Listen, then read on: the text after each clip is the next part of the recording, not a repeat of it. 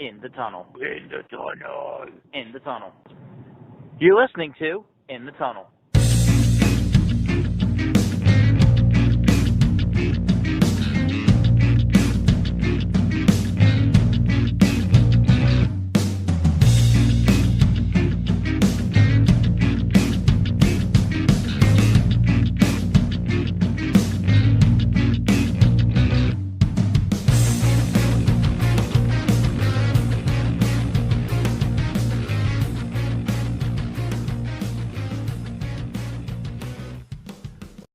Hello and welcome to In the Tunnel, episode 90. Uh yeah, we Made are back, I guess. We made it here, and this is the weirdest show to be like. We always think, we never think that we're like going to be on these hiatuses, and then life just completely kicks our asses. And then we kind of forget about the podcast, and we're like, say, hey, we should probably, get back into this. And then we text each other about like how we should get it back into a rhythm and like not let it happen again, only to let it happen again like a week and a half later. Not like one episode later. Yeah, not even. All right, so let's just recap some sports and look at what's happened in some of the offseason so far. Uh so for the NHL, we had Tampa Bay and Montreal in the Stanley Cup. No surprise, Tampa Bay.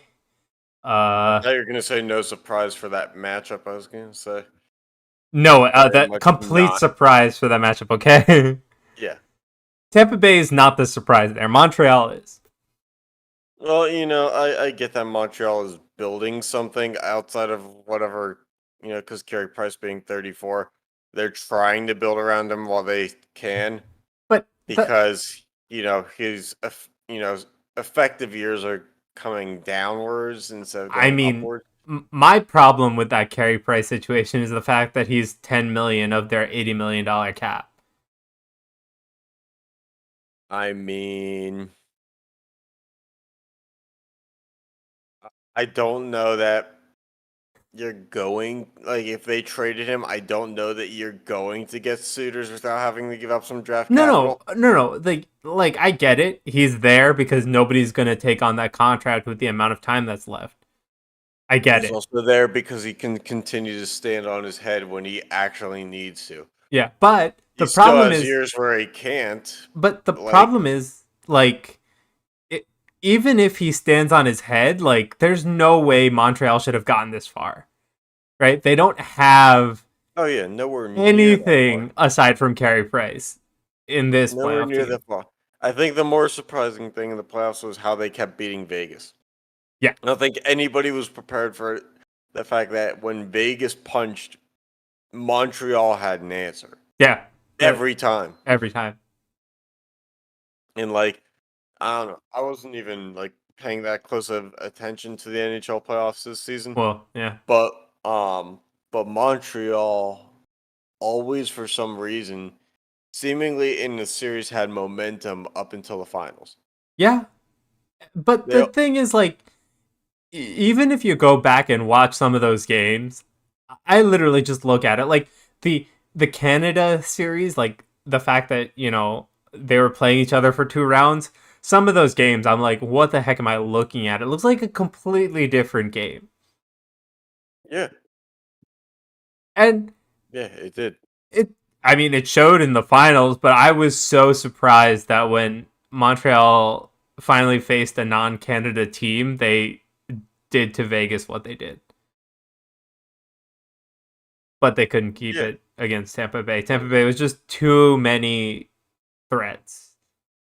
yeah, that's the thing about an up and coming team like Montreal. Again, kind of up and coming. I should clarify, against a team like Tampa Bay, where all those guys have been there. All those guys know what their roles are Yep. and what they are.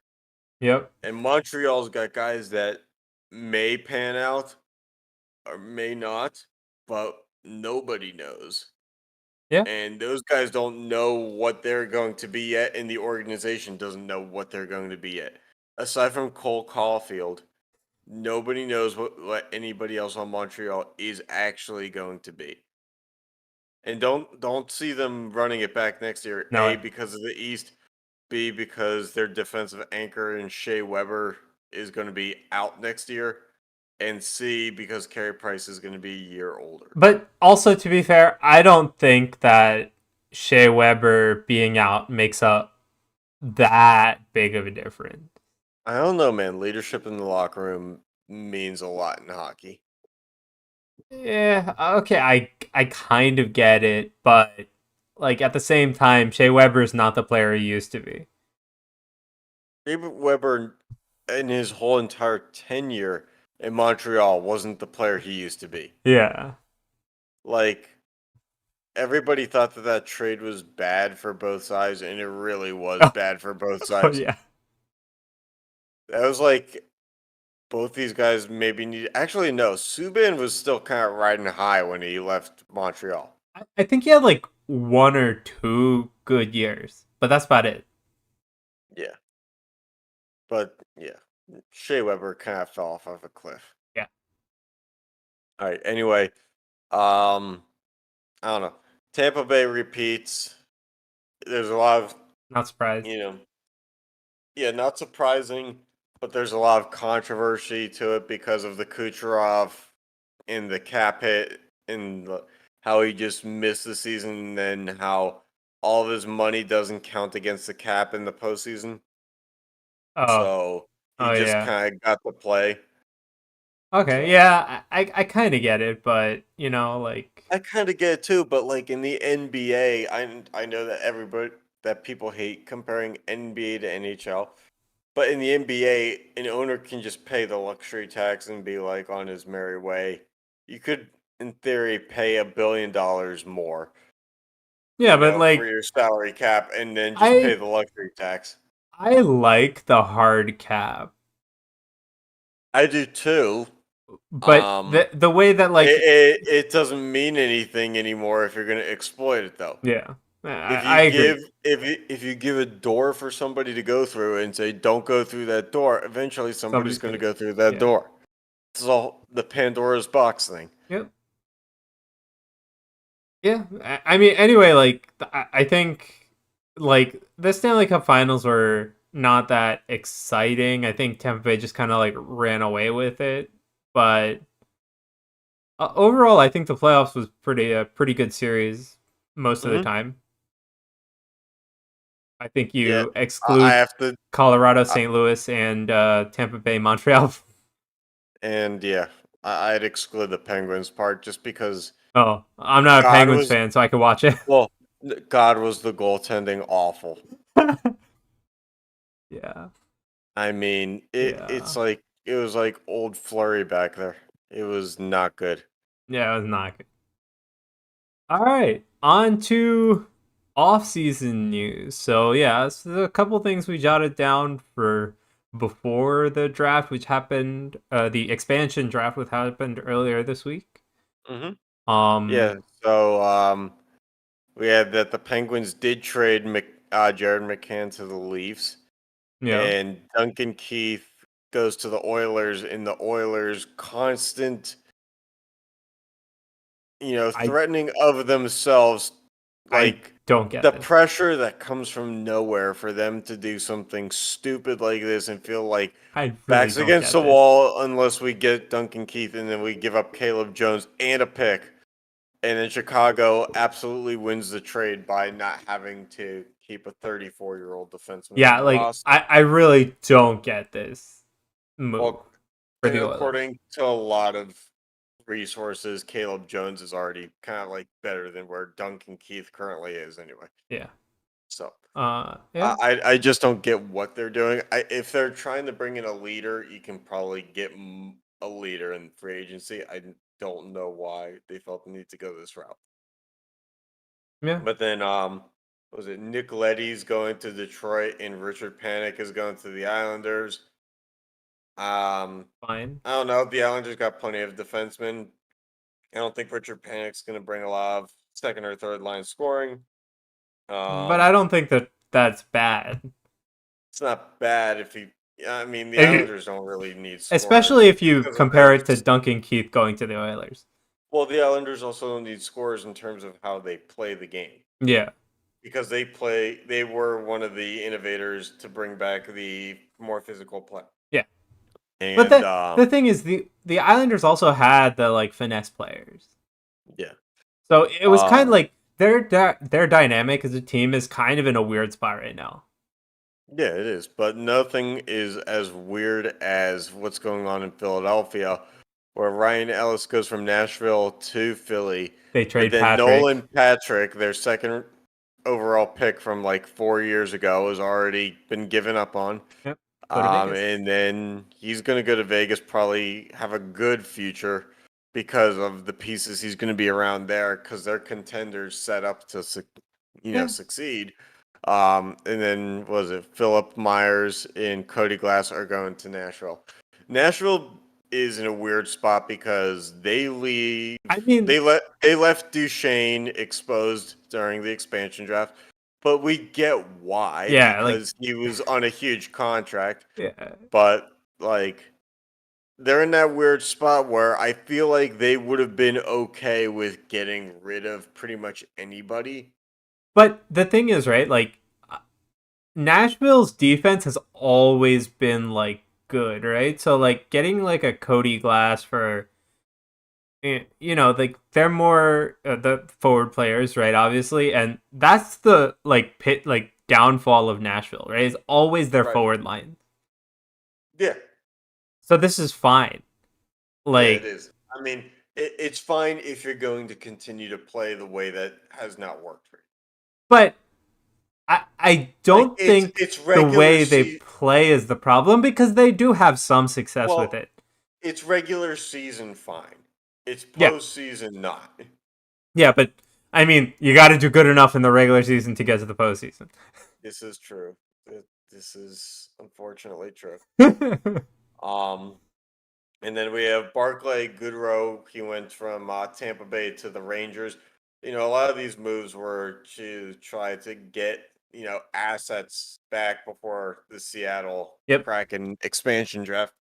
And then Goodrow just got extended by the Rangers for I think 3.6 AAV. 3.6 mil a year for like 4 years or something like that. Yeah, I think so. I don't remember. And then Brett Howden went to Vegas. Vegas actually ended up probably acquiring the most, headline-worthy talent before this draft started. Ryan Graves went to the Devils. I don't know what you make of that as a Devils fan. Not really anything.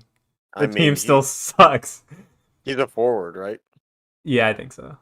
Yeah. We don't really. It doesn't really matter. And that says something when you don't know. I didn't even look at the I will look at the team in like 3 weeks. All right. And then finishing up trades, Andrew Ladd continues his carousel of being traded. This time to Arizona. And he's going to be going with 3 picks for some reason. Dude, nobody wants. It's such a weird market right before an expansion draft because you basically are trying to sell players instead of trade them. Then the rumors we know is that Fleury might be the odd man out. We didn't know, how it was going to go protection-wise for the draft, but allocating as much of the cap as they're going to between Leonard and Fleury is probably not ideal. Now we see some of the moves that Vegas has made, and I mean, this is all before free agency. Yeah, so that's a possibility. I like Florida giving, if Florida does give Duclair an extension, I think that's a fine thing. They did. Oh, they did. They actually did? Okay. Yeah, they did. 3-year extension. Yeah. That one was weird to me because I don't know, for the longest time he was untapped potential. I think he was wasted potential in Chicago, right? I'd say he was wasted in potential in New York. in I think he was Phoenix. so I think he was more untapped there, where he finally got out of the crap storm that was Chicago. Yeah, but New York, Phoenix, Columbus, Yeah. like he has been around, and he's probably in his mid-20s, probably Yeah. around 25 or something. Mm-hmm. But like, this is maybe it for him. Yeah. If this doesn't go well, he's not getting back. Yeah. I agree. What do you think of Um, Carlo extension? this was weird because I get the Bruins play physical, and I get they play a more defensive oriented system, kind of like the Islanders, like we said. But 4.1 million over 6 years for a second or third pairing is no. I mean, I'd only do that if he was your main power play guy. And he's not. I I mean, said, McAvoy. I know, that's what I'm saying. Like, what I'm saying is, like, if I'm giving 4 million to a second pairing defenseman, they better be playing the power play also. Oh yeah, for sure. And like he'll be fine on that second unit, and like sometimes he'll get like a full minute on that second unit. And other times he'll Yeah. be, sniffing less than 30 seconds on the second unit. So I don't know. It doesn't seem to bode too well. Mm-hmm. All right, moving on. All right, Seth Jones. All right, so now we know from today that not only was Seth Jones on the block, he got traded. This is a post Kraken draft move. Yep. He was traded to the Blackhawks Mm-hmm. and immediately given a 7-year, $9.5 million average Extension. For for the whatever future. reason. So he'll be the next Duncan Keith contract. Yep. Because It's he'll be always a future. needed. He'll probably be a future Oiler too. Okay. Hiskinen, 8 years, almost 8.5 million. I don't get how high that they I think it's a reached little on that one. high, but I don't think it's like out of left field. I think Seth Jones 7. getting $9 million is more out of left field than that. I'd say 7 probably was like the top that I would go for a single defenseman in Dallas. Because Yeah. Dallas I was is thinking not like a defenseman-oriented system. I was thinking it's like $1 million over. Yeah. All right. Alex Edler, our previously owned fantasy hockey player from back when we actually covered that in this podcast. Before the Canucks, season went kaput. yeah. The Canucks were we didn't lose in the playoffs. Yep. Because there was no fantasy playoffs. Yep. But we were like in position to be third or fourth. Yeah. The Canucks are gonna let him walk, test free agency. Not to say that they won't bring him back, but that's fine. Whatever. And then Vladimir Tarasenko was to be exposed in the draft, and I think they really wanted somebody to take him because, I don't know. He clearly doesn't want to be in St. Louis anymore, which is a weird thing to say about being with an organization that won the Cup 3 years ago. Mm-hmm. But it's kind of clear by the moves that they've made that they really don't anticipate being back. Uh-huh. Like, a lot of their pieces are like... But, okay, so... Maybe they've stabilized some, but have left a lot of questions. I think that the team, as they were, should not have made the playoffs. Yeah. This year. I would say that too. It was a fluke. Yes. I would say that too. So I'm not surprised that Tarasenko... It was literally like Tarasenko is the whole team, and that's kind of a problem. Well, Tarasenko was the whole team before they made the Cup run. I know, which is also a problem. I remember when we were in college, he was the whole team then. Yep. In 2015, 2016. All right, other things. Wild finally buy out Parise and Suter. Yeah. I think it's like 3-4 years too late. But the spin zone on that is also 3 or 4 years too early because there's 4 years left on both their contracts. Yeah, Which is Yandel's out of really Florida. Not surprised. And 2 NMC waivers. Also, not really surprised.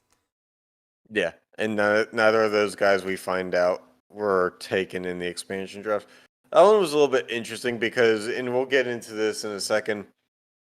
Ben Bishop probably would have been a decent upgrade for Seattle, but he, I don't know the His financial terms contract of his is contract. high, isn't it? We can look that up. I was pretty sure his contract, it wasn't like so bad, but I thought it was on the higher end. Ben Bishop's contract, 6 years, 29.5 million. 6 years, 30 million, 5 million AAV. That's not too bad. Not too bad, but he is 34. Yeah, that too. Yeah. All right. Anyway, on the Kraken draft that we want to talk about here, want to go through the forwards first? Actually, I'll say this about the Bishop contract. Most of what he's owed is behind. Like, has already happened. Yeah, but it's He AAV, would have right? had Yeah, but no, it's not. It's split up so that all the money that most of it's already been paid. Yeah. His signing bonus would have been 2.5 million, and his incentive and cap hit would have been 1 million this year. Mm-hmm. That's it. Yeah, but still, we'll go through this. 3.5 is nothing for him. Anyway, let's go through some of the forwards, because we don't have many high opinions on most of them, right? No, sir. So Tyler Pitlick, they picked from the Coyotes. They immediately flipped him. Yeah, they flipped them the next day because, unlike Vegas's draft, they decided that you couldn't do side trades, which once I found out about that, immediately ruined my interest for watching the draft because I was purely only going to tune into that selection show to see the side deals. Yeah, I wish they I trade kind of get it. deals that were made with the Vegas draft were so enticing. Also, it made Vegas that much of a contender. Yeah. That first year. Which it's such a bummer too because we find out that Seattle's only made the one deal. Vegas made 20 of them. Yeah, every team almost. Yeah. So, all right. So anyway, Pitlick gone. They got a 4th round pick. Morgan, Geeky. I'm going off the ESPN pronunciation of these from NBA players who played for the Sonics. So yeah. So Morgan Geeky. We don't know. Morgan Kakai. John Quenville. We don't have high opinions of him. Yeah, he's okay. Blackhawks, even though they had Quenville as a coach at one point. Yeah, Jonas Donskoy. We agree that he's probably going to be one of the top 4 performers statistically on that team. Yeah, then Gavin Bayruth. Never heard of him. Then Yarn Crook. He should be top, decent 3rd or 2nd line. Second or 3rd line center, right? I think he's a center. But statistical production probably not going to be very high. Yeah. Nathan Bastian. Yeah, you're picking from scraps anyway. Yeah. That would have been a great team for a side deal to probably get a 6th round pick or something, just to pick I don't know, the garbage can next to Will Butcher's locker or something. Jordan Eberle, he's probably top 2 on this list for forwards. Colin Blackwell, fringe player. Yeah, Carson Torinsky, fringe player. Brandon Tanev, 3rd line. He's never gonna be top 6. Probably. He's good at being a small physical player, but he's never going to amount to statistical production. Yep. Alexander True. Mm-hmm. Yanni Gord, probably best player. I mean, when you're talking about San Jose, you're also talking about picking from scraps too, because they invested so much in the present, and yeah, now they're screwed. yeah. Yanni Gord though, top 2 player of forwards. Yeah. Jared McCann, Top 4. yeah. Cole Lind, Mason Appleton, also All right, so let's say what we did after the draft. We did a call after the draft just to talk about what was going on. We didn't pay too much attention to the draft special because all the picks were pretty much leaked ahead of time. Yep. But we opened up a Sports Illustrated article and read through, short little summaries on most of the forwards who were drafted on this team. Long story short, a lot of these guys have not played long, and those who have had like a decent amount of exposure are in their prime, and they're not going to get much better. All right. Also, like out of all those players, it's literally Yarncrook, Eberle, Tanev, Gord, McCann. and McCann. Right. Those are probably the 5 better forwards you have. Yeah. And you picked. You obviously had to pick the most forward. Yeah, and a lot of these forwards are around 24, 25 years old with under 50 games of NHL experience. I think Yarncrook and Tanev are the only the 2 major exceptions. Yeah, but no, Tanev's 27 or 28. 29, I thought. But yeah, I'm talking about 24 and 25-year-old guys, like guys who should be solidified in the league by now. Yeah. And if you're building a team where you have 10 forwards who are like that, or even 6 or 7 forwards who are 24, 25 and have under 50 games of NHL. Let me say this though, I don't think half these players are playing in the NHL. Which, yeah, and this is getting to the point that I was trying to make, which is weird that you craft a team where you have options and intentionally choose to be this way. Yeah. All right, So, but yeah. So this was forwards. We think have a major miss for the Kraken, right? But when we talked about it after the draft, we had looked at the roster. The big glaring miss is we don't know where most of the scoring comes from on this team. Right. They maybe have a line and at best 2/3 of a second line that do something. The rest cannot. Yeah, but even your best players is a second, third line center, and then maybe your top line. Yeah, on other teams. And then one wing. Yeah. On other teams, these guys, these best players would be third liners. Yeah. Aside from Eberle, Donskoy, and Gord. Right, and even with the Islanders, Eberle was being used on the third line, wasn't he? Second line, I think, mostly. Yeah. So, I mean, but they lack a true number 1 line. Eberle can be a first liner. He did play first line for parts, but mostly is on the second line. I think it was more for matchups and stuff, but still. Anyway, what we did like about their draft though is the next section, the defense.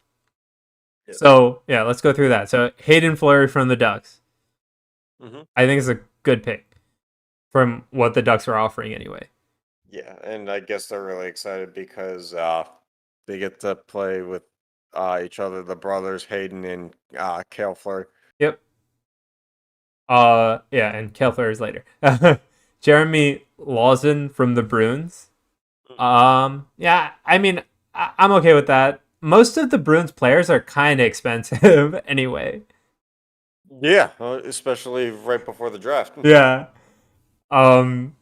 Will Borgen. Price markup of fucking teams. Yeah, Will Borgen from the Sabres. I mean, that's fine. The Sabres or whatever. I mean, yeah, they're not going to need this many defensemen. Yeah, first of all, but let's just go through that now. They drafted more defensemen than they're ever going to use. Yeah, but then Mark Giordano from the Flames, great. He had to be left open. Great pick. Right, but the thing is, he's past his prime. He's good as a captain. He'll be a good leader, but he's But that's probably got a fine. limited number of years of productivity left. But that's fine, He's right? not a Ginla. He's not going to be a 40-year-old star. But that's fine because you have Alexiak from the Stars. That's a good defenseman too. Yes, not offensively, but yes, he's fine. Yeah. Now giving him 4.6 million over the next 5 years, You not can so fine. you can afford that as a friggin' new team though. It's Yes, not their you can choice. afford that, but you don't do that. His nickname is the Big Rig. I know. He doesn't do offense.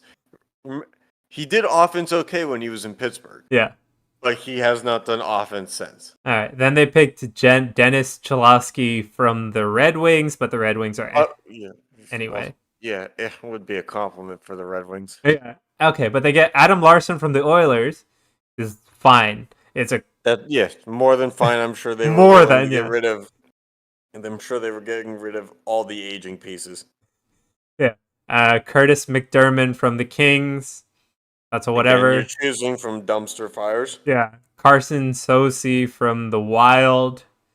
They weren't going to pick up the bought out players anyway. So, Yeah. then Cale Fleury from the Canadians. That'll be good. Mm-hmm. And Vince Dunn from the Blues. Yeah, that's probably another one of the Yeah. bigger polls. Yeah. So their defense, they have so many good pieces to choose from, and they can still deal one or two of them and be fine. Yeah. And they probably need to deal one or two of them because Lord knows why they drafted like 12 defensemen. But didn't they have to draft this many? Wasn't there like you have to draft X forwards, X defensemen, X goalies? I don't know, but they actually did. Like, I was just counting in my head. They actually did draft 12 defensemen. I thought it was 11 And- because you. I don't know. They're going to play 6 a night. I think it's 11 defensemen they Okay. drafted. Regardless, they're going to play 6 a night. What the fuck are they doing with 5 extra defensemen? But I You hold thought on to maybe one or two more. if we look back at the Vegas draft, wasn't it the same way? They drafted like 10 or 11 defensemen. They had to. Honestly, with all those side deals, I really don't know what the fuck Vegas actually drafted because they were wheeling and dealing guys. Yeah, they had like within 45 13 players at the seconds. end of the draft. Yeah, Vegas had half their minor league system set by the end of the draft. Yeah. And then whatever they didn't have, they were like, well, we have about 120 picks now. So, And then for but the thing is, right, defensemen they picked very well. But then let's get to goalies. So they Chris picked average. Greider, Average. Joey Decor, Mm-hmm. and Vitek Vanacek. That's Okay. the only slightly above average. Right, because he has one full year of being the starter, only because Lundqvist was the And he had played in the playoffs, emergency- right? Yeah, they didn't have anybody else to. Yep. And like, I don't know, it's weird because like I get why the Florida Panthers, left Drieger unprotected. They have Spencer Knight, who was a first round pick a couple years ago. Yep. They just brought him up. They have Bobrovsky on a huge deal. Not gonna. Even if they didn't protect him, he wasn't going to go. Yeah. So, yeah, this guy gets unprotected, but I feel like him and Joey Decord. Okay, first of all, with Joey Decord, what does that say about what they're fucking. They still believe in Matt Murray despite the fact that he was horrible even in Ottawa? I mean, to be fair, I really think that they could have done better. There were backup goalies from so many of these other teams. Like, you could have sacrificed one of those forwards, picked a crap forward from the Senators, and picked another goalie. Like, let's be honest. Yeah. Well, the weird thing also is Vanacek. I don't know why the Capitals didn't protect him. Who the fuck do they have in the pipeline? Maybe I just don't know. You can only the hockey protect one pipeline. goalie, though. So they protected somebody else. Who they protect? Lundqvist? I don't remember, but I know like Because Lundqvist didn't play. He's a year older. And Vanacek played the whole season as the starter. mhm. And then they didn't protect him. But yeah, but you could only Which is a protect one weird thing to goalie, do. and they went through like 3. Didn't they have like 3 or 4 on the list? I have no idea. Yeah. Anyway, But like he's probably the most solid of the 3 that they he's chose. right now he's their de facto starter, unless they do something in the offseason. Oh, Because you're not going to that's a weird start Drider, or Decor over Vanacek. You're not. Yes, nor should you. Yeah. Nor should you. Yeah. So, hopefully in our coming episodes we have the Kraken have made X and Y deal to make sure they can actually field some forwards. If the Kraken have made a deal to realize that they were not ready for the draft. Well, I mean, it kind of sucks that they couldn't do the the picks and stuff, trades along with the draft. Yeah. Well, it's because the NHL shut that down.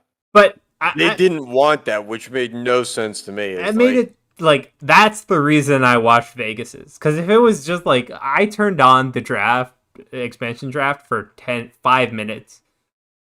Yeah, and yeah, partly because And I we turned it knew off. what happened.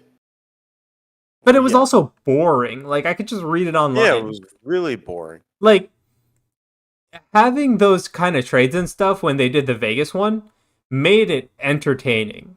Also, let's just say what it is. Ron Francis, the GM, could not have acted any more like he didn't want to be there.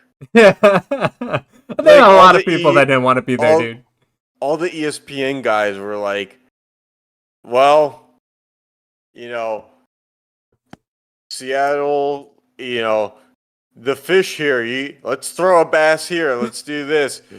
Boy, this is fun. Ron Francis, what do you think?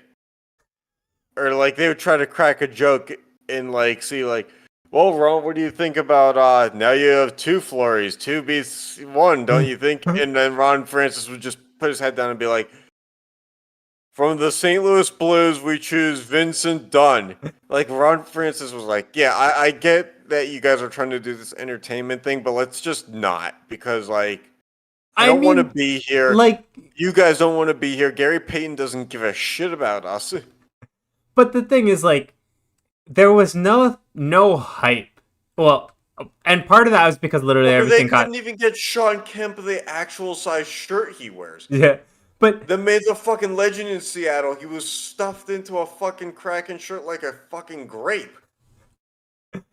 Yeah. Anyway, so yeah, here's the team so far. Hopefully it gets better in the coming weeks.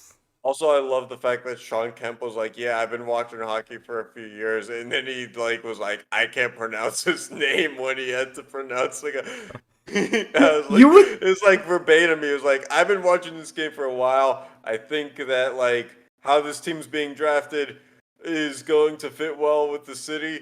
We choose. And then he like actually said, I don't know how to pronounce this. I don't know if I'm doing this right.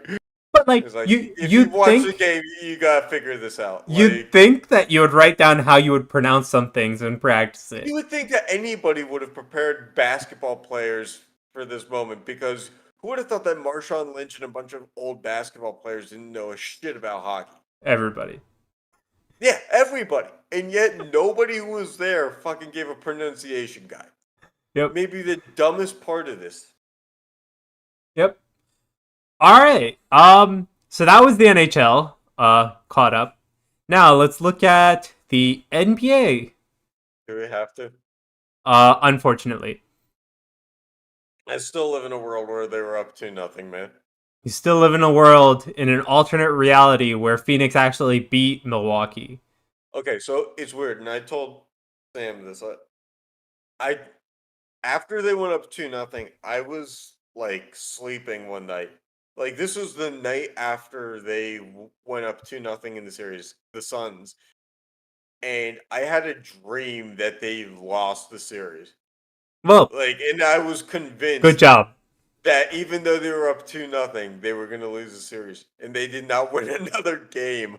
Good job. After that dream. Great prediction.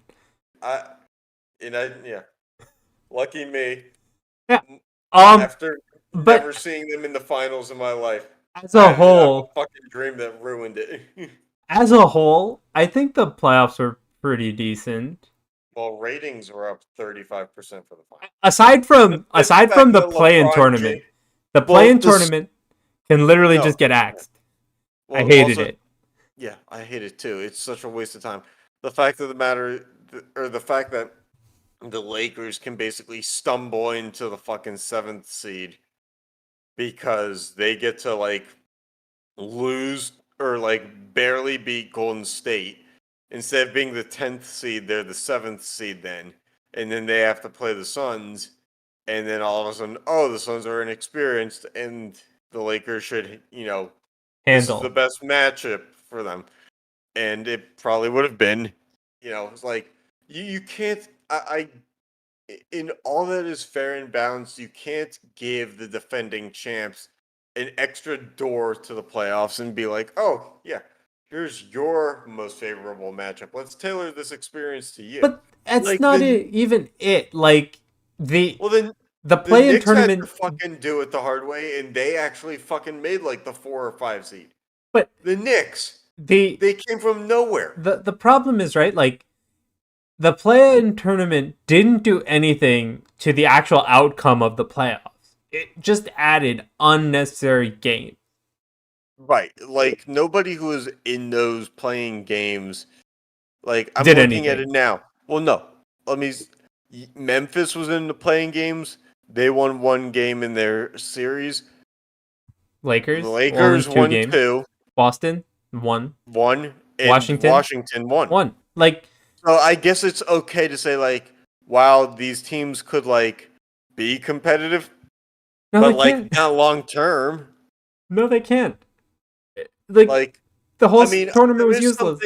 There is something to say, and this is just coming to me now, about if you have playing teams that hit the ground running, they are, if they find their stride in those playing games, I guess more of a threat to the actual like 1 or 2 seeds because they had that. It's kind of like in March Madness where like a play-in game team makes like the Elite Eight or Final Four because like they've been fighting for just a little bit longer.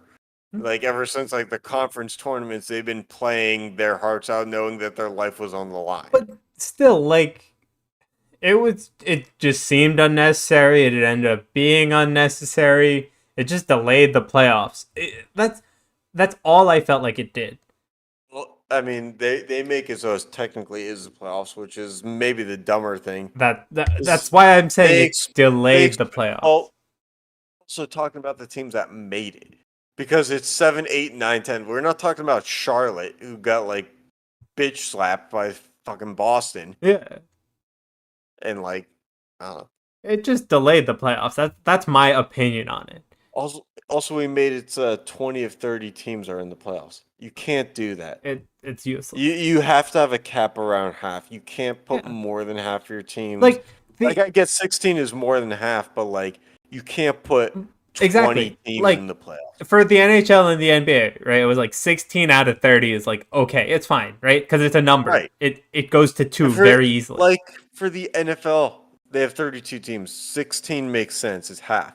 Yeah. And the NFL didn't do that. Yeah. They would do 6 per conference, and now they're doing 7. Yeah. So it's like it just doesn't make sense. You expand it, so you're literally like teams don't have to try anymore. Right. Which, I mean, it's weird because like it makes it so that teams who are potentially in sell mode trying to get draft picks are trying to buy to get anywhere near the playoffs, and is like, but also a team that's drafting 8th overall is in the playoffs or like playoff push, and it shouldn't be that. Also, like, you'll have a team that's gonna be like they're gonna be fully selling off, and they'll be 10th seed. Like, that's a problem, right? they won't even need to try and, like, if I'm 10th seed, I'm not trying. Like, you're already at the bottom, like, what, you have 3 or 4 If I'm teams the under 10th you? seed, I'm probably not fucking showing up for the goddamn game. Exactly. So, like, I'm already selling off anyway. If I'm the 10th seed, my owner probably didn't give a shit about our team enough to like invest in quality free agents. And what are we actually doing here? Yeah. All right. Anything else we want to say about the NBA? Not really. I just hope that the Suns will get back anywhere near here as a fan of them because I don't know. It's weird because first time in my lifetime that they made the finals because even in the Nash and Stoudemire days, they never made the finals. Yep. Um, it was fun while it lasted as a fan. It was fun to get back into the NBA again, having a rooting interest, but Mm-hmm. like I don't know, man. As long as LeBron is there, You know, he's gonna retool at some point. so once Milwaukee beat Brooklyn, I really didn't see them stopping. And I guess I was right. But when Phoenix went up 2-0, I was like, oh, this could be. My thing was they looked so good in those first two games, and then completely went away from what they were working. Yeah. What worked for them was they attacked the rim. They were getting foul calls, getting to the free throw line, and then for some reason, completely went away from it. Yeah. Like the NBA isn't full of foul calls. They were like, we'll be the one team that doesn't get in the bonus. They apparently shot the least amount of free throws by any team in the finals in history. Good for them. They made history. Yeah, despite the fact that they shot like 40 free throws in the first game, they somehow finished last Yep. in the series. That's crazy. Anyway, that's it for the NBA. Let's look at some MLB, huh? Sure. All right. So, big things. Uh, they are going to remove 7-inning doubleheaders and auto second base start extra innings for next season, right? Yes, and it's a great thing unless you're a gambler. Well, the thing is that if you have like the over in a game and it's like right there, but it's tied in the at the end of the ninth, having somebody on second base fucking like almost guaranteed it because you needed only a single to get like an average runner in. Yeah. And it also did wonders if you bet like the away team because if it went to extra innings, that away team always like ever since they put it in this extra innings second base start thing, the away team always feels like it goes off. It's like inevitable because pitchers aren't bullpen pitchers just aren't built for like starting with a 0-out double. Right. Also, like, it's literally a sac fly get you a run in most cases. Well, yeah, one outside fly.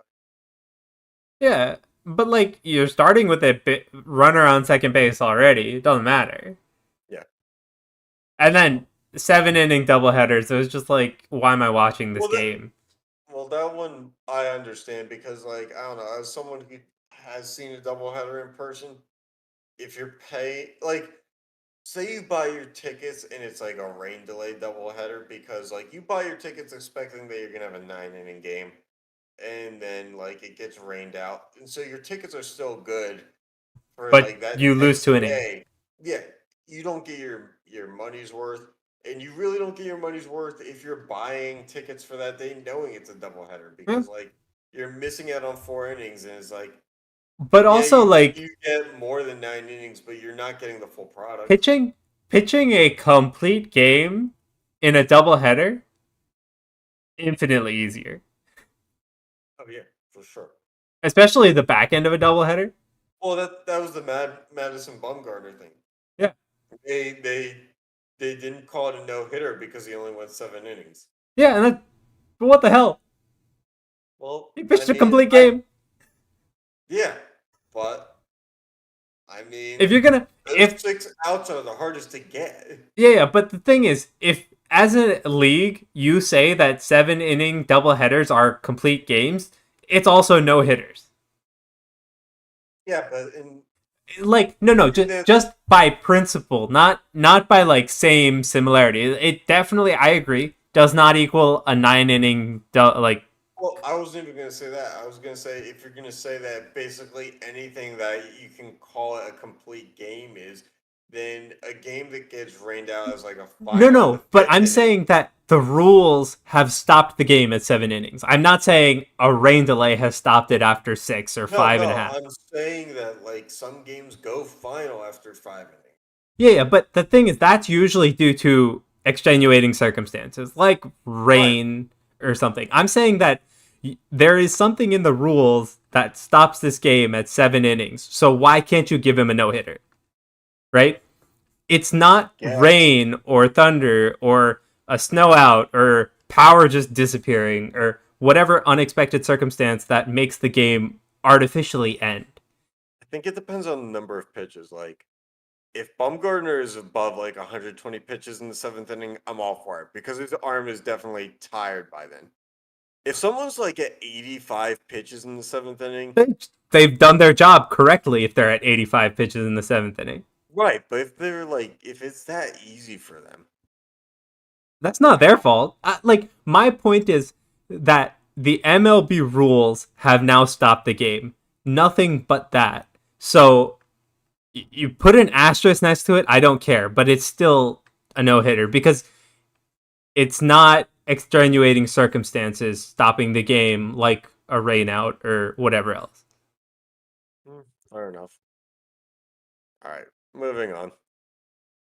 Moving on is the Olympics, which have started today. Yes. Did Um, you watch the opening ceremony? no, I didn't because I was at work, I was right? working. Yeah, same. All right.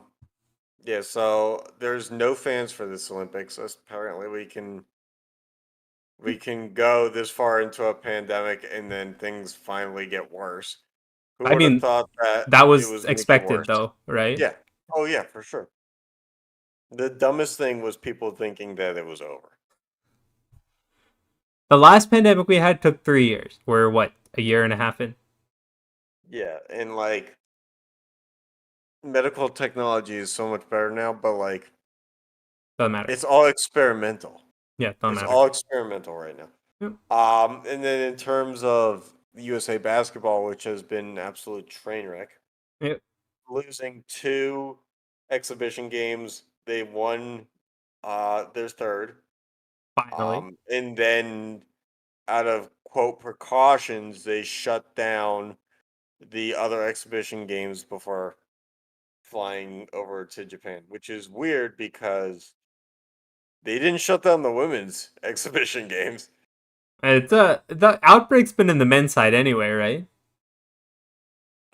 Yes, Zach Levine was okay. Like they thought he was gonna be out, but got negative tests. Kevin Love opted out, No, that's his which was choice. weird because yeah, well, it this was Kevin Love's probably like last hurrah at being like the all-star player he once was, Mm-hmm. I agree. and he just flat out left out of his own volition. That's fine. Yeah. The problem is the replacements suck. Yeah, JaVale McGee and I Keldon mean, JaVale Johnson. McGee. The problem with the U.S. team was they did need size Yes. because Bam Adebayo is a 6'9" center, Mm-hmm. and as talented and skilled as the U.S. team is, you do need size because that's what other countries have. Mm-hmm. Maybe not the most talented size, but they have size. So JaVale McGee does bring size, whereas so many dominant centers now are international, like Jokic. Even Aiton is from the Bahamas. Embiid is from Cameroon. Yep. So it's a limited pool, but I don't know. JaVale McGee feels like he'll be fine, but probably not worthy of being an Olympian. Keldon Johnson is like a guy who, because Popovich is coaching Team USA, Yeah. and Keldon Johnson's on the Spurs. Yeah. So he was on the select team, which is like the backup team. Um, and so they just plucked him off. And then Jeremy Grant, who had a good year at Detroit, is not. I don't believe he's going. I think he got replaced. Bradley Beal, I think, got replaced Yeah, too. both of them, because they both are officially in protocols, which means they should have gotten a positive test. Which I have no idea what that means, if they're ever going to be able to fly back over there and just finish it up. I don't 'Cause think that, the Olympic Committee should let you fly in late. yeah, it's weird because no, Team USA basketball had, from the Bucks and Sun series, Holiday, Middleton, and Booker. All three flew straight to Japan Yeah, after the finals. yeah, They but didn't fly with the team. yeah, but like the thing just started today, so they still made it.